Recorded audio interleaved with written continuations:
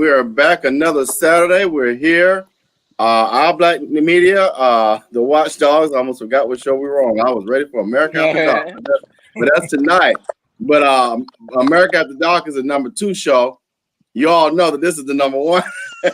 But I ain't gonna start with Bernard just yet. We're here this week again, y'all. We talked about black male success last week. We're gonna continue that conversation.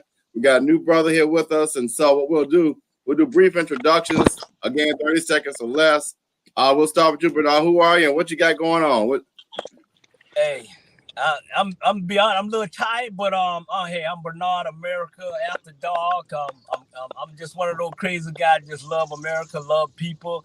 I'm doing a basketball tournament here at Swanee Sports Academy. It's the girls, all nationals. So this is gonna be my last girls tournament, and then I head to Miami and do my boys, and then I'm going to Las Vegas, and I'm gonna leave it like that. I'm gonna leave it like Lord. Deron, jump in, Deron. What's going on? Good afternoon, everybody. I'm Deron Davis. I am a recent transplant to the Savannah area. Jumping on to join my fraternity brother, Bobby Bryant here. Trying to get back to the community. Having a good morning so far. I hope you all are too. Hey, Pastor Jones, Pastor Betty Jones, one of our faithful followers. We love Pastor Jones. We love Dr. Pat Harris in the 5th District. Xavier, tell us who you are. What you got going on? Chris, Hi, I'm Xavier, the artist. I'm from Go ahead, brother. Say it again. You good? No, you good. I'm messing with Chris. Say it again. Okay. I'm from Charlotte. Okay. I'm an artist from Charlotte. I'm a freelance artist, so I do tattoos, paintings, drawings, murals, and fashion, music, all those things. Went to Savannah State for a year. That's how I met running group.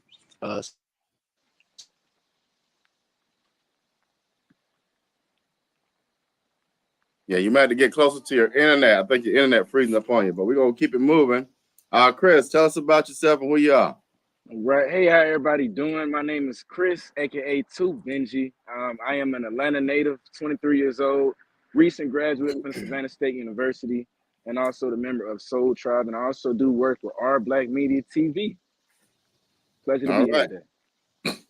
All right, Xavier, if you can hear us, you might want to get to a different location or try to get your internet going. You froze up, but help him out, Chris, if you can. I don't know if he can hear us. But what we talked about last week, we kind of left off talking about what black male success looked like, some of the challenges we went through.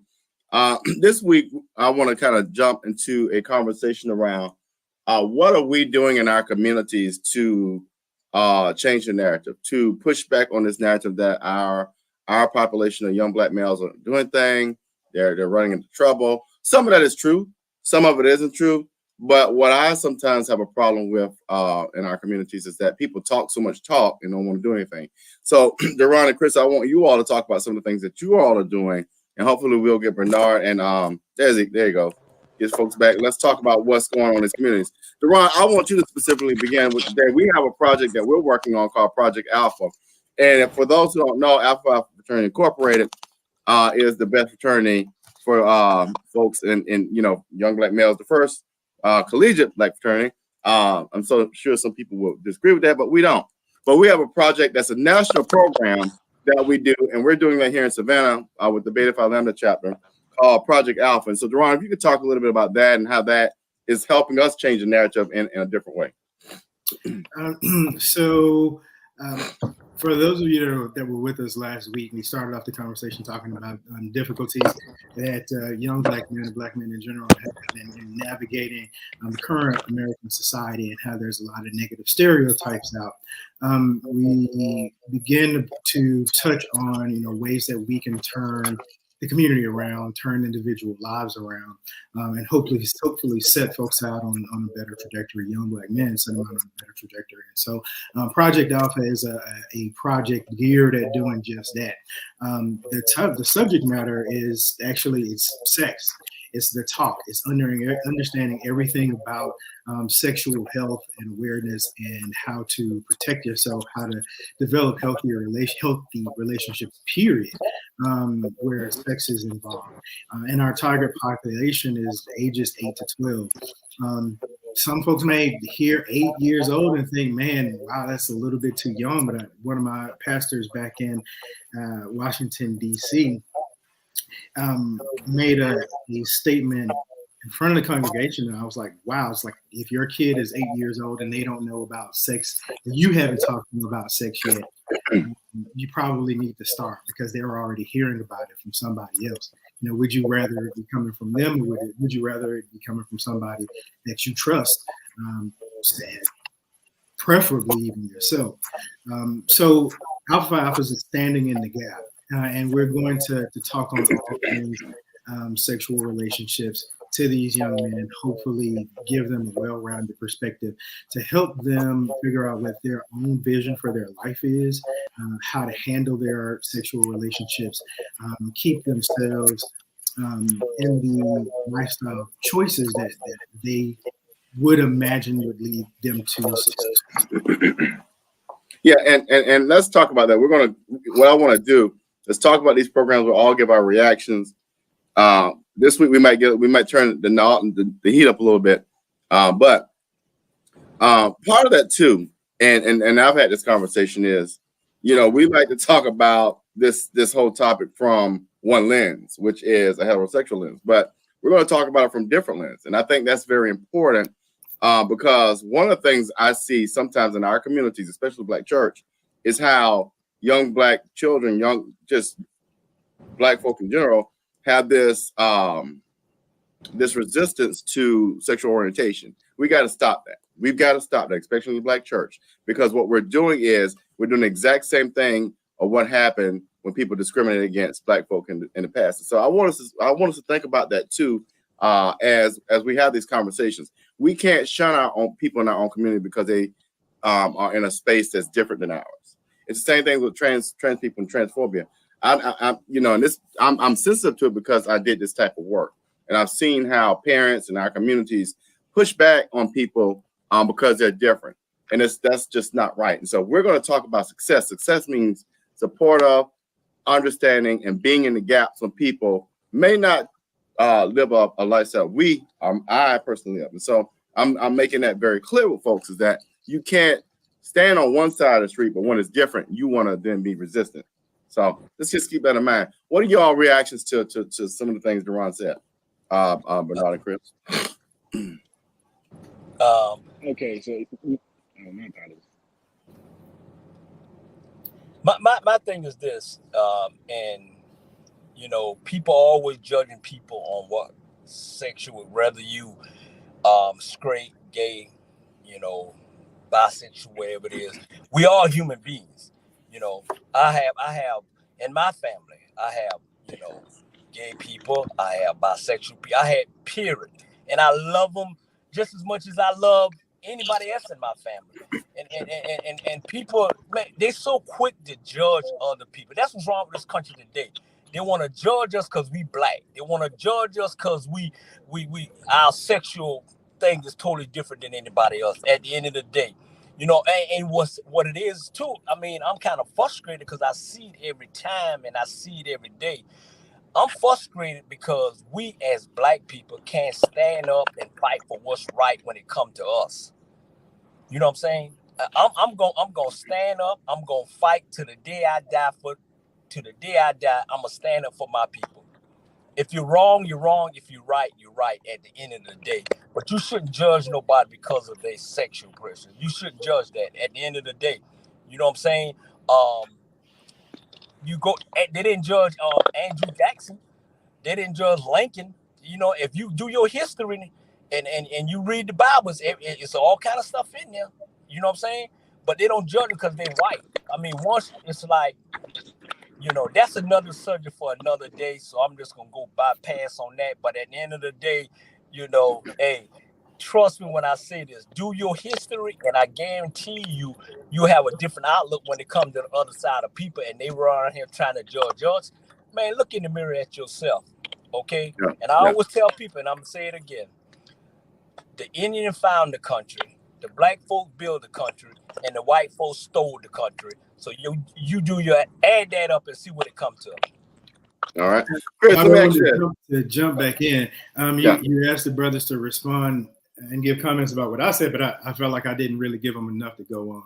So I'll be a little bit more explicit about the program. So when I say all things related to sex and sexual health, we want to make sure that kids understand what sex is, and understand that sexual or heterosexual relationship to birth of children, exactly how conception, that entire process works, what pregnancy looks like, what life looks like after having a child, the changes in your responsibility as a young man, going from being a boy yourself to now being a father and having to manage the responsibility for ensuring somebody else sees their way through life successfully. We want to talk about issues, all the way out to the extreme. Like, what does it mean to get involved in the court system, to be involved in child support collections, to be involved in divorces, and how that affects the relationship between fathers and their children. We want to talk about, again, all things on the sexual spectrum. And so, rather than simply keeping it to heterosexual relationships, we also want to touch on same-sex relationships, or sexuality on the spectrum, all that pansexuality, because what we're finding is that when we don't have these conversations with our kids, they wind up exposed to sexually transmitted infections, which is another topic that we're going to touch on. But you wind up exposed to sexually transmitted infections that you didn't know were coming, that you thought you wouldn't be exposed to based on the type of sex you're engaging in. And so we want to talk about everything across the spectrum and make sure we dot every I and cross every T. Also, everybody has been hearing about all of the transgender laws that have been taking effect across the country, and how that affects the mental health of our kids, who now aren't having an opportunity to talk to it about guidance, talk through that with guidance school counselors, can't talk through it with teachers or other, trusted, respected adults. And if mom and dad aren't talking about it at home, they don't really have an outlet to figure out how to do things in a healthy way and maintain their mental health in the process. So we want to talk about all things related, just make sure that we're holistic. That's the goal. Yeah. So Chris, I'm gonna get you to jump in there. What's your reaction? I mean, there's a lot to kind of digest, but what's your reaction? You're coming from it from a different perspective, who is much younger. And honestly, someone who just, walked away, well, not walked away, who just graduated from college. And so you've been in this space recently. So what are your thoughts? Yeah, so I'm first and foremost, I'm grateful to hear that there are programs out there that's pushing to do that, because that's something that a lot of us truly lack, and it's really just the information. A lot of times we're leaving it up to social media. When I say we, I mean just all of us as individuals. Sometimes we leave it up to social media to inform us about things before one of our loved ones or our close ones tells us, and we digest information more from people who we tend to trust rather than just any other platform. But really how the time's been going, has been more so people taking more trust on social media, and the way that narrative is painted, we already know it's already poison. So a lot of times it leaves people to striving for false representations, making it seem like, okay, maybe this might not happen to me, and it's more so like commonalizing all of the trauma. So now you got everybody else who may agree with a certain thought that you have that really may not be, healthy. But just because you see a lot of other people speaking on that topic, you're more so comfortable indulging in that. So I feel like just for us to continue to tell each other the real deal stuff when we're around them, making sure we keep doing that, and also empowering our people. I feel like a lot of that stuff stems from insecurities. So we have confusion of understanding who we truly are. And the only way that we feel some type of comfortability is if we try and relate ourselves to a certain group, identify ourselves with a certain group that may have more confidence than us. So I feel like we just have to make sure that we continue to empower our people, empower each other, and like really empowering each other for a genuine reason and not just to get something off the back end. Like right now, I say like as far as just speaking for my generation, just growing up, you realize like every single company, every single business out here is targeting you through every single emotional barrier. Like they use all type of marketing, guerrilla marketing tactics that we think is okay, but it's like, yo, you treating us like we are a test subject. You know, like this stuff really messes with our mental. I understand money is a thing that we all want to achieve, but it's like to what extent and to what measures are we going to keep pushing that agenda when you know that we're affecting a large group of people? And I'm really speaking for that because a lot of my emotions will be tampered with just through these different things I've seen on the social media. And then when I go outside, probably to an event or something like that, it's really just a lot of confusion that goes on and just insecurities and uncomfortability. So just making sure that we continue to empower our people and things that we are doing, such as yourself and so forth like that. I feel like it's a great thing. I'm glad you even spoke on the sexual topic because that's something Yeah. that definitely needs to be spoken on within our community. Like we really need to speak on that and allow people to understand the importance of it.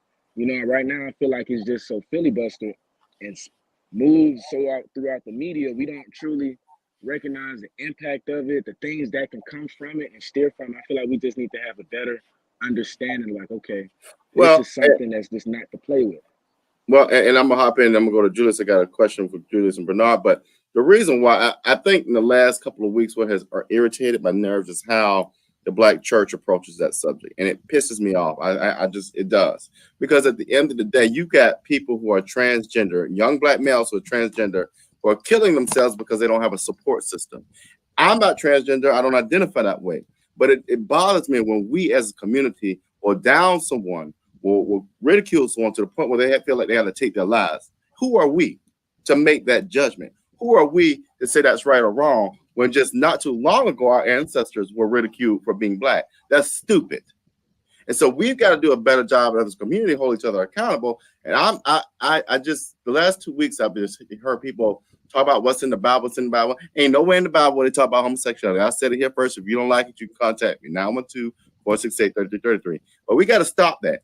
I get irritated when we want to down another person for a choice they make, not even a choice, down another person for their life. Ain't got nothing to do with you. If it got something to do with God, let them deal with God. But you ain't God. Step out of the way. So that's why I brought up Chris. It was on my soul. I was like, how are we gonna sit here and ridicule somebody or have anything to say when just maybe a couple of years ago our ancestors were ridiculed for the color of their skin. So what, they supposed to bleach their skin? Like, come on, folks. We look real bad when we do stuff like that. But I didn't mean to cut you off, Chris, but I just had to jump in and show why that came up because it's important. It's important. No, it's very important. It's very important. It is a very judgmental time right now, and that's something that we got to steer away from because, like you said, we're not in these people's lives. We don't know what's going on. We got to understand how powerful the word is. So, no, I completely agree with that. Yeah. So, Julius, Chris said a very and Bernard, you're fired, by the way. I want you to know HR is firing you. Bernard been cutting up all morning. Can't get right. Can't get right. I'm a judge of Bernard. You cannot get right. He saw some mamas at that tournament. And he just was all on food. But he's a single man. Hey, I ain't gonna do with that. But how do you empower people? How do you empower young Black males? Chris said a very important part. And I think part of the issue in our community with a lot of our young Black males is that they don't feel empowered. So how are you empowering? But not empowering them by finding some toes and beer. But how do you empower them? Well, you can see the potential in a lot of these young men. And if you don't see the potential, then you can create some potential. You have to see whether you can cultivate that yourself. With the kids that I monitor, that I mentor, I'm monitoring them also. The kids that I mentor, I see that some of them have more potential and want to do something in life and be something in life than the other ones. So you have to be able to try to reach all of these kids every day. You got to show them that somebody else cares. If I had somebody in my life when I was young to do what I'm doing with these kids. I did have coaches. I can't give that. I can't throw them in the trash. Those our coaches were our mentors back then. They were in our lives every day: football, basketball, baseball, and tennis. Yeah, I played tennis. Um, so they were in our lives every day. But uh, after the day is over, who's there to mentor us? And it takes us as men to step in. And we have an obligation. I said this last night on Ink to Ink, our show at 6 o'clock on Fridays. I said it last night. We have an obligation to step in and do the right thing. We we're getting older. These kids are out of control these days because of them being I don't know whether them being latchkey kids or what, but they're out of control and they're almost a lost generation. And we got to start at these 3 and 4 year olds and start grooming them to understand that there's something else in life that other than picking up your phone and doing this all day, other than staying in the house all day. These kids stay in the house all day. They watch TV and they're on their phones all day. So we got to be that example, that role model for them. And other than that, we're going to have another lost generation. These kids today, they don't care nothing about life. They shooting and killing each other with no regard. So, how we reach them is by us all willing to reach out, because they'll take your life just as fast as anybody else's. So you have to be real particular in the ones that you do try to mentor, because some of them don't want you involved in their lives. And those are the ones that are lost. But the ones that we can save, we got to do everything that we can do to save them. That's just our obligation. That's our responsibility. Some people might not think it is, but it really is, because somebody gave us the opportunity that we have today. We wouldn't be in the spots of the situations that we're in now and living the lives that we're living if it wasn't. I wouldn't be sitting here talking to 2 doctors and a college basketball coach and a young graduate if it wasn't for Martin Luther King and Rosa Parks and Thurgood Marshall and all the rest that came before us. So we have to be those people now. We might not get the accolades for it, but we have to step in and be those people. When I met Chris, I saw so much potential in this young man that I said, I have to have him somewhere in what I'm doing. I had to have him. I saw the desire for him to want to be involved. I saw the desire for him to want to change things. So this is why he is there right now, because of the potential that he showed that he had. And what you did, everybody's calling me. This guy, Chris, is phenomenal. He's a great young man. New outfits every week. So, but that's how we reach him, though. Yeah, I agree. But I'm gonna go to you next. But one of the things y'all will always hear me say, my little brother. I'm like you, Julius. When I see a young brother out there doing stuff, whether they're doing bad or good, my thing is, and I've been in higher ed for years. I got a kid now. I was at Georgia Perimeter College. Kid now, and I saw him going not the wrong way. I just didn't like where he was going. He wasn't taking education seriously. Got a kid now. I checked on him like this. Said, "What's going on, son?" So we got to start doing that, and we got to start going back to the days where, I'm not, if I feel like you're not doing the right thing, I'm gonna check you. I got one now, another one from GPC, smart kid. He's doing IT, and he get on social media, start cussing. I said, "Let me tell you something. Now I cuss, but every word out your mouth ain't gonna be no cuss word. I'm gonna come jack you up. I drive to Birmingham, I beat you down." That's just the way we gotta be. I mean, it's rough talk, but it is what it is. But now, how are you empowering folk? How are you lifting up this next generation of young black males? Oh, let me unmute. Yeah. Sorry about that. They said you was giving them natural light and some toes, but I told Julius that wasn't right. Oh, okay. Nah, hey, I piggyback on what Julius said. I've been dealing with the kids for over 25 years and still doing it. We have some good kids, we got some bad kids. At the end of the day, still all our kids. instead of all our kids. I try to do my best to try to make sure that if I got 20 kids, right, and out of all those 20 kids, maybe 2 went the other way, that means 18, I save 18, okay? At the end of the day, we as black people need to stop. We as black people need to stop want to look good, want to drive good, want to smell good. You know what I'm saying? We want to showboat. That's all we want to showboat. You want to drive a Mercedes-Benz and it ain't your Mercedes-Benz. You know what I'm saying? You want to live in this big old house and it ain't your house. You know, I'm gonna keep it real. I may be stepping on some black folks' feet, but it is what it is. Break your toe. Go ahead. If you take all that what you want to be and put all that energy into our kids and start putting all that energy, want to look good, get your hair and all that, we'll be a better society, okay? And stop fighting one another. That's why I coached for 25 years. I coached life for 25 years. I ain't coached basketball for 25 years because basketball is basketball, you know what I'm saying? But you got to coach life. And what get me is I love when, and I'm an emotional person, and I just be crying all over. I love when I see my girls that I done coached. When I see my boys that I'm coaching. Hey, Coach Brown, how you doing? Thank you, I love you. You still cussing? Yes, I'm still cussing. You know what I'm saying? That's when I cuss with passion. You know, it's not no nasty. I cuss with passion. That's a t-shirt. You know, but you know, Bernard, not to cut you off, but Bernard, sometimes you got, with our young black males, sometimes, and I've done this in my career, I close that door and you're going to get 20 cuss words, but you better tighten it up. That's what they get. Because you can't be nice, they ain't caring. You can't treat them like Ken. You tell you get what I'm saying. You're right. And that's the same when I'm saying this.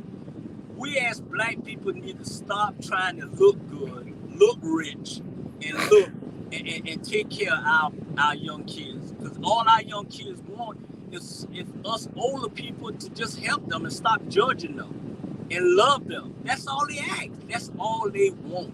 And you can't put all of them in the same box. You know what I'm saying? And if growing up, it take a village to raise one kid. At the end of the day, man, and Chris, when I met Chris and other gentlemen, great young men, they have the vision to carry on to the next. Because at the end of the day, y'all, we be here today and going tomorrow, and we be worried about who's going to take care of our daughters, who's going to take care of our son, what's the next generation going to take care of us like we trying to take care of them. Ain't too many handful now. I'm just being honest. So if we can save them now, and we'll be happy later. But once again, I'm gonna end this on this here. Black folks, stop trying to look good, drive good, smell good, and focus on what's right. Let's get this country back to where it needs to be for as the black community, because they think they think that we are lost cause, and it's just the God help truth. Ron, what do you think about that? What are your thoughts about what Bernard just shared? I mean, it really resonated with me. So, I work primary care for the Army, and in that job, I get to take care of something wrong with Matt. One of the greatest populations in the world is our soldiers. But I'm seeing folks come in, and my patients are anywhere from 17 to about 45, 46 years old. And the ones I see most frequently are the much younger ones. And it's evident, even when they're coming in for a random clinic visit, that they need somebody just to talk to. And so it's awesome to be able to not only take care of what they've got going on medically, but to have those jack you up conversations that need to be had sometimes, or praise conversations that need to be had sometimes. If I've seen you around the unit and I know that you've done and you've done a number of amazing things, and if nobody's sung your praises enough, I'm going to sing your praises while I got you there in my face. And the kids that are coming in for STI visits, sexually transmitted infection visits, and I feel like I've seen them one too many times, I'm going to jack them up while I got them right there in the office, and let them know what they need to know to get their lives on track and not wind up in dangerous or other untoward situations. You know, don't let it get any worse than it's already gotten. But you know, like I said last week, you know, I have a 7-year-old daughter, and her thing is, I'm here, I'm looking for your attention, I'm looking for your instruction on how to get from point A to point B. And, you know, from seeing her face and seeing that expression or sentiment in her eyes and hearing it in her voice and then seeing it in my soldiers too, you know, I'm hearing everything Bernard is saying. Like, all of these kids want is to have somebody there that they know is going to care, that they know is going to respond. And if you miss the opportunity, you know, how much did you just miss out on? You know, it wasn't just an opportunity for a conversation. It could have been the opportunity to put somebody's life on a different trajectory. So, yeah, I feel what he's saying. Yeah. And Chris, one of the comments made last night, I was watching Ink the Ink, which is incorporated to incorporation. They talked about the music, right? And you're an artist, Xavier's an artist, and Selena's an artist. Is it the music? Is it the lyrics? Or is it both? What's your response to that? So it's everything, everything that encompasses that. So music is a frequency, it's a vibration, and that's something that we all communicate with. It's been going on for the longest of times. But what it is, it's the media controlling a particular narrative that we have to spread this lower vibrational energy in order to be deemed successful in that field. So now, once people see so many of those similar images on TV or on social media with all this attention, all these likes, or if you look outside your neighborhood or whatever, and you see somebody probably with a fancy car or whatsoever, and the only type of energy that they're pushing is that lower vibrational energy. If you don't have that security within yourself or discernment or intuition within yourself, then what you'll do is fall victim to believing that's the energy that you have to push in order to be successful. So that's why you got all these individuals who start pushing that particular type of music. And then after they pushing that music, the 808 drums, the beats, the bass, then the lyrics, all those different things play a part in messing up your alignment of your chakras and your frequency, because it's throwing you all the way off. They're not aware of that because they're only paying attention to the outcome of it, the narrative or so-called outcome. So it's all things that play a part. The lyrics, all them things play a part, but it's like a chain reaction. But it all starts from what they're seeing. And the only thing that's being broadcasted, or I ain't gonna say the only thing, but the only thing that they tend to flood and guerrilla market are the lower vibrational energies. So that's why I try to tell all the artists that I do so come around, because a lot of times I come around people now, even some of them that come to my events, and I can tell what type of time they on. But I can tell it's misguided information, it's misinformation. So I don't try to pull it all on them at once, like, hey, whoop, because everybody got their own type. But I do at least try and set up the environment to where you will want to think in a more high vibrational spirit, so you can, you know, go for that type energy rather than just the lower types. Because right now, the only thing, like I said, the media is only broadcasting that negative stuff. So it all plays a part. So we gotta, it's like whatever we make cool, you know? And I feel like anything, any image, any story, we are the ones that take it to the next level. But we just have to place more of our focus on who's really doing the helping the community. Like, we got to place more of our focus on Dr. Duran's. We got to place more of our focus on Dr. Bryant's, because you are Mr. Halls, because you are the ones who's really taking the actual action steps to push it forward. A lot of this other stuff is just filibuster. So it's what they deem is what they deem will make them feel credible inside this field. But they got to get that value within themselves, so they're not looking for validation from that other side, because they'll just keep them manipulated and keep them pushing a false agenda. Yeah, I love what you just said, Chris. I absolutely love what you said. Like, you know, that there's a reason that sex sells. Everybody is looking for that sense of belonging. Everybody's looking for that relationship that makes them feel safe. And we're all programmed to do that from the youngest age all the way up to the present.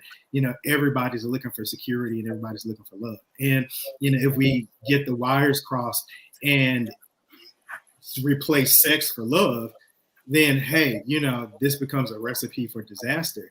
And especially when you wind up in situations that you don't think you can actually find the love because you didn't really have it demonstrated to you, you didn't have it demonstrated in front of you, and then sex is going to be the next best thing.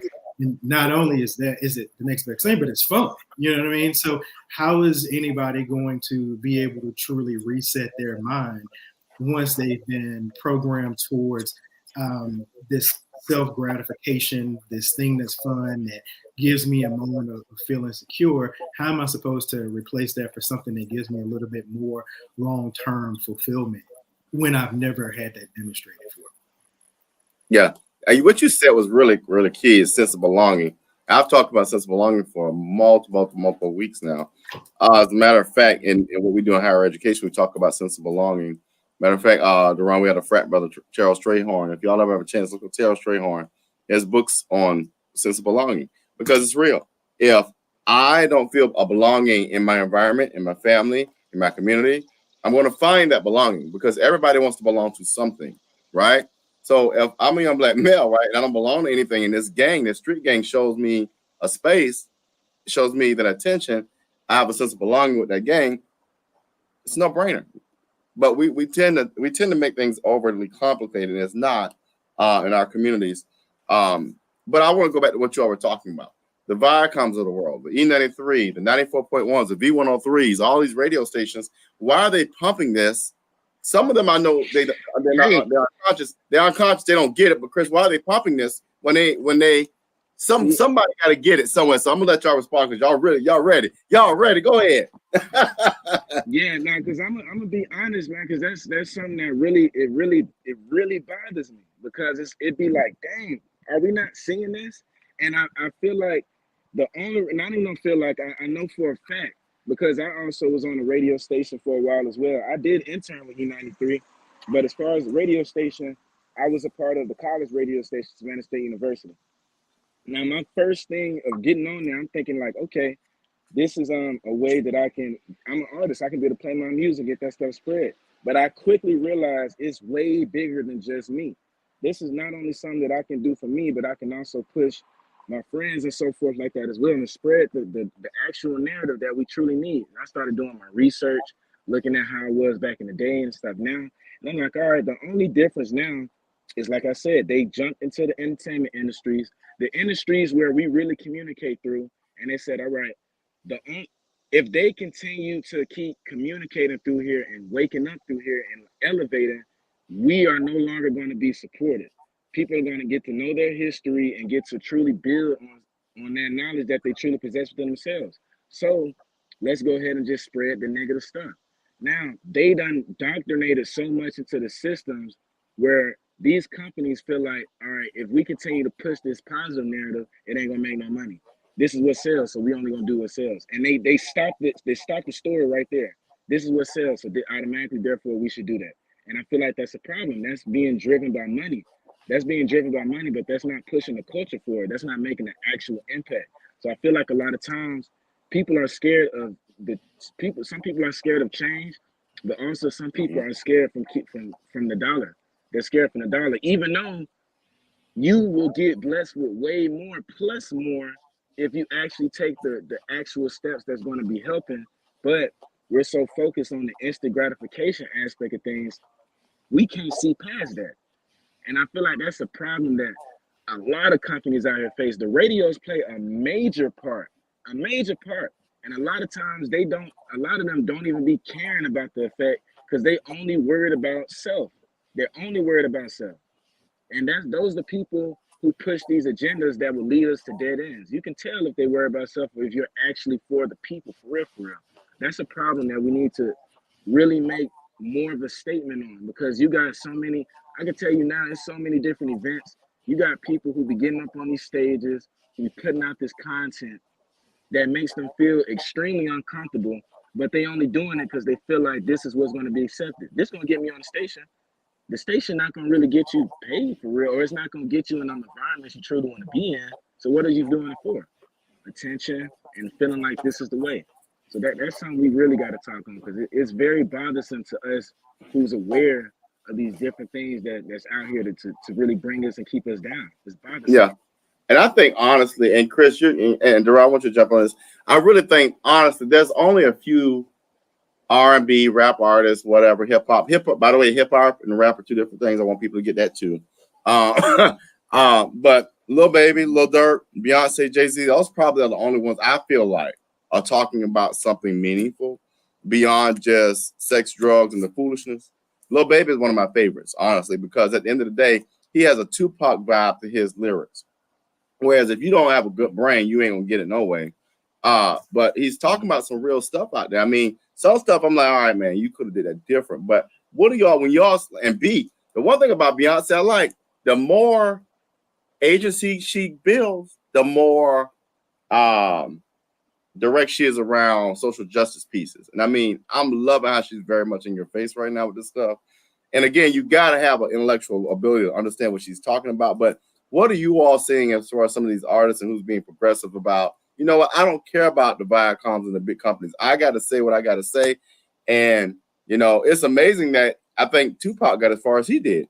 You know, I'm not going to go on guard to say the government or whoever killed him, but somebody ain't like it. But what do you all got to say about, you know, what the artists out here doing so far?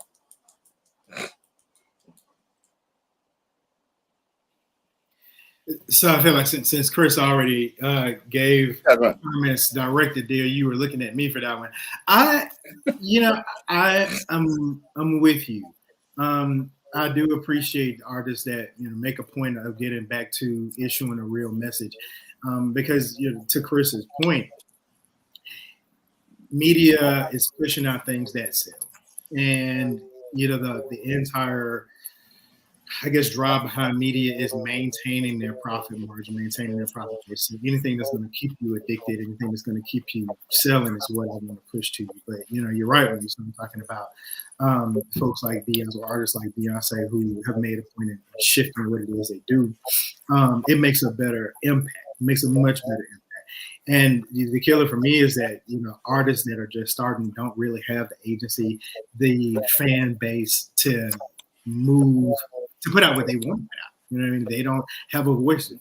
And so I got to say that I got to take a step back in terms of like really pointing out specific artists with it, because I kind of decreased my listening to mainstream music a long time ago. And, I started listening to a little bit more instrumental, or, if there's a specific artist that I find that I really wanted to hear a song, I'll jump in and jump out, because it really does filter into your brain. It affects the way that you think. And if you're getting negative messages all day long, eventually you're going to be defeated. So I found that it was happening with me, and I had to take a time out.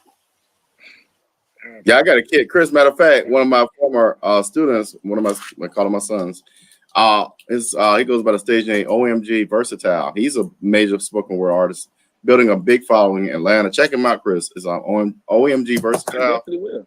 Yeah, but OMG Versatile, I definitely will. Yeah, it's OMG Versatile. I'll send it to you. But spoken word is even a different approach, and I went to, I got a lot going on this week, and Duran, a lot of that. But I just got tired. I was like, I'm going to a spoken word thing I saw online, and just really listen to people's lyrics are important. I'm a PR person by trade, but lyrics and I'm very intentional about language sometimes, and what comes out of your mouth and what goes to people's ears triggers something. And you got to be mindful of that. Like we're not perfect. So I'm not saying everything we say gonna be right, because we all got things we shouldn't say. But the things that go in people's ears sometimes will trigger or guide or direct. It's why we see these mass shootings. It's what your senses pull in through your eyes and your ears are directing what you got going on in your life. And I mean, Chris, what do you feel about that? I think we got to be very mindful of that, especially with our young black males, because they're hearing, you know what, it got to be real. Mm-hmm. Right. Yep. So we definitely Mr. Ryan said something very powerful. Dr. Duran, my apologies, said something very powerful, and I believe that's touching on the subconscious. Like, we really do have to be very wary of what we are listening to, because it's like a mental food bank. I'm dropping a self-worth ebook July the 27th, and one of the contents on there, one of the chapters on there is mental food bank, and it's basically just letting people know, treat what you consume audio wise and visually wise as if it was food, as if you're eating it, because you have to be aware everything that you're feeding your mind is going into your subconscious, whether if it's good or bad, and eventually that will begin to project your reality based off of what you continue to place your focus on. So if you are always listening to, we all aware that there's good and bad. So I'm not saying everybody got to be kumbaya, but if you're only literally listening to negative type of music, those beats that just it messes up your ears and so forth, like it's going to project. It's going to project because in a while, once you're laying down at night, or once all the doors close and you with just you, only those thoughts is going to be playing in your mind.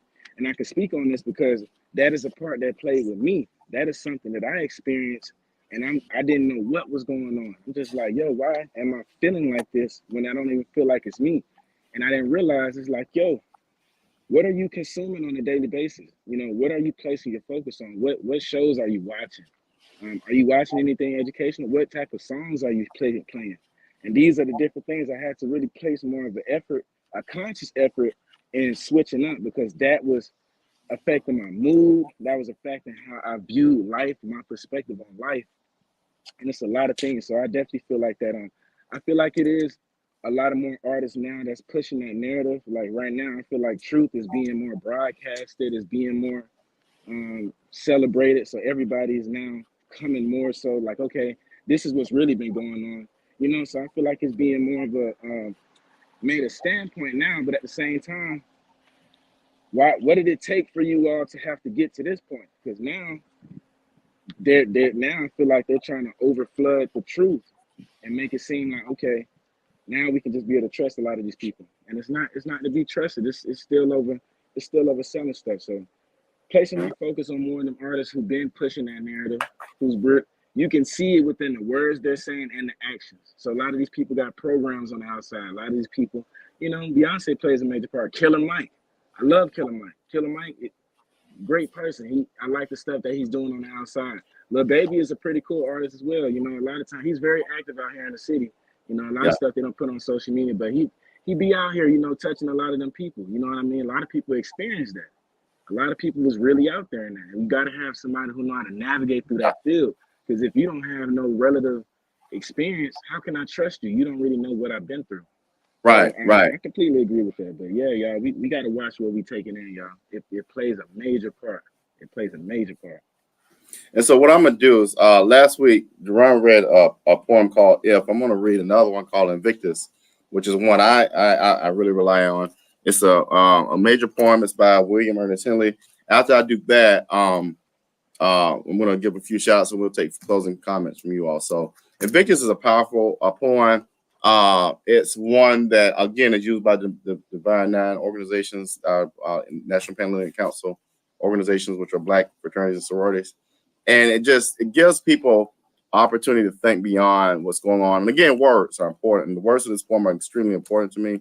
And so for our young Black males, whenever you are in a place of just being lost, confused, and it happens a lot, go back to If and go back to Invictus. And so I'll start. Out of the night that covers me, black as a pit from pole to pole, I thank whatever gods may be for my unconscionable soul. In the fell clutch of circumstance, I have not winced nor cried aloud. Under the bludgeonings of chance, my head is bloody, but I'm bowed. Beyond this place of wrath and tears looms but the horror of the shade, and yet the menace of the years finds and shall find me unafraid. It matters not how straight the gate, how charged with punishments the scroll. I am the master of my fate. I am the captain of my soul. End quote. As we are taught to say. That's a powerful, powerful, powerful point. Powerful, very powerful. Yeah, so before we do our final shout outs, I've been talking about Alpha, but I would be remiss not to give a shout out to our good brother Jay Jones, who's an ATR Black media person and the chairman of the Chatham County Democratic Party, who is celebrating with his frat brothers, the gentlemen of Omega Psi Phi Fraternity Incorporated. Congratulations on you all's conclave in Charlotte. And I want to give a shout out to another ATR Black media person, Tiffany Taylor, who is the new commissioner in Athens-Clarke County. She has taken it, and y'all, she has developed a nonprofit, Mothers of Black Sons in Athens, Georgia. a black woman, created a mentoring group of young black men in Athens, Georgia. And today they're doing a uniform drive to make sure that every young black child has a uniform in Athens Clarke County schools. You talking about powerful? What I want people to understand is you may not know how to do something, but do something. Start something. Because last week and this week, what we talked about is how people have created ideas or partner or done something. Let's change the narrative for our young black youth, in particular our young black males. So Tiffany, if y'all want to give to Tiffany, her cash app is $Tiffany with 2 F's, TIFFANY TLOTAYLOR 017. Send her a donation to make sure that these young black males are continuing to thrive and do well. It's called MOBS, Mothers of Black Sons. I'll go to the website. Well, I helped to develop it. We might have to put it back up, but it's on Facebook. But check out MOBS, give her a donation. I want to give both of them shout outs. So final thoughts, Deron, final thoughts, Chris.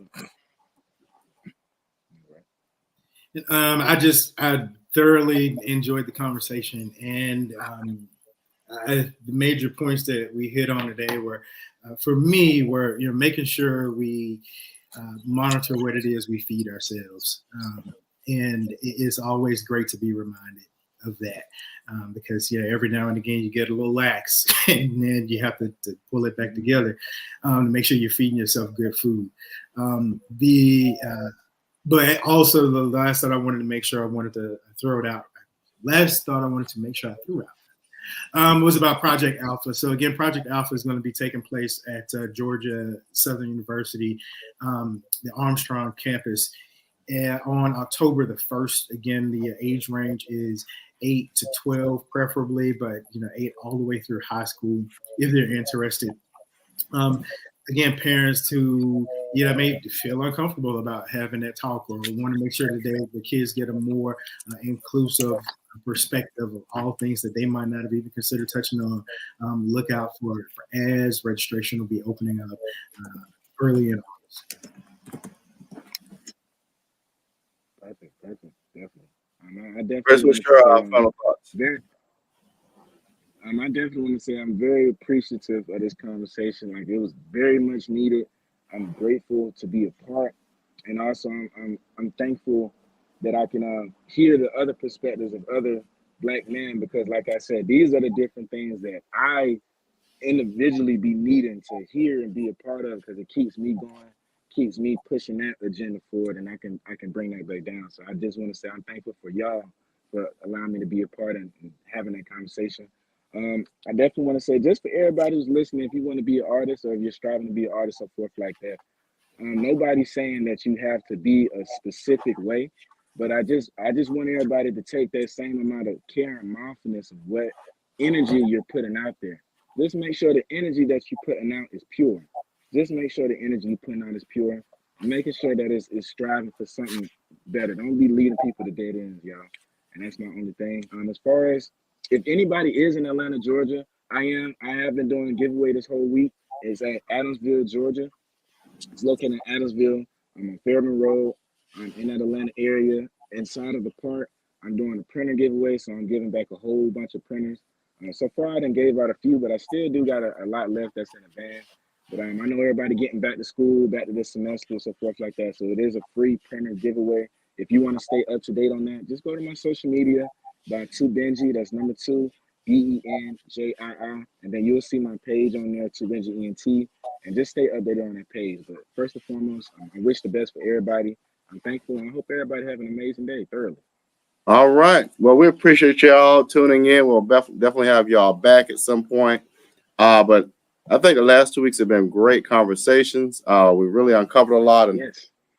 We'll definitely continue the conversation. If not, next week, another time. But you all definitely tune into ATR shows tonight. We have America After Dark. What we have tomorrow, Chris? I forgot the show tomorrow, but it's a great show with 2 gentlemen. And so tomorrow, Sunday, I believe we got In Your Business. I believe In Your Business comes out on Sundays, if I'm correct. But Sundays, you got In Your Business. Also, Sundays, you got the Pastor Show. So make sure everybody is up early. Make sure that you're getting that godful energy, that lightful energy. Make sure you stay tuned. OBM has a lot coming. And even no matter what demographic or age range you're in, we got some things that's open. So make sure that you stay in tune. You don't want to You don't want this to slip right under your nose, because I'm telling you, OBM is going to be boom. It's right there in your face. It's been here the whole time. So make sure that you stay in tune for real, y'all. Yeah, and honestly, I think next week is going to be a great lineup too. We got Candidly Keisha with Alderwoman Keisha Gibson Carter, which is Monday. We have Alderwoman Alicia Miller Blakely on Tuesday evening. Pastor, one of my favorite people, Pastor Leonard Smalls, has several pieces that he puts out. Shout out to him. And when is Soul Tribe coming back? What's up? Soul Tribe is right around the corner, y'all. Soul Tribe is right around the corner. Every individual has just been healing themselves, getting right. You know, we want to recharge. Once the school semester had just ended, everybody was basically just reviewing everything, just revitalizing everything, so forth like that. So August is right around the corner. Semester is back in. Soul Tribe will be right back on the airways, and bigger and better. Bigger and better. New conversations, new things that we've learned in real time. Evidence will be able to show, and all type of things. So Soul Tribe is never far away. All right, well, folks. Well, we appreciate you all for tuning in. Duran, I'll hit you up a little bit. All right, y'all have a great weekend and a great week, and remember to stay out this heat, and in November to go vote. All right, y'all take care.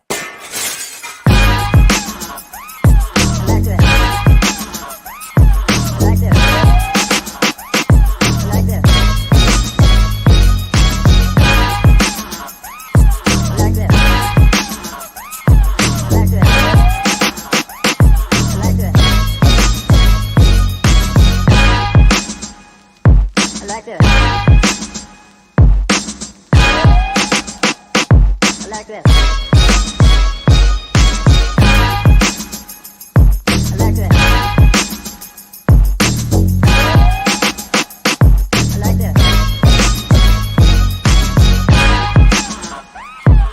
this.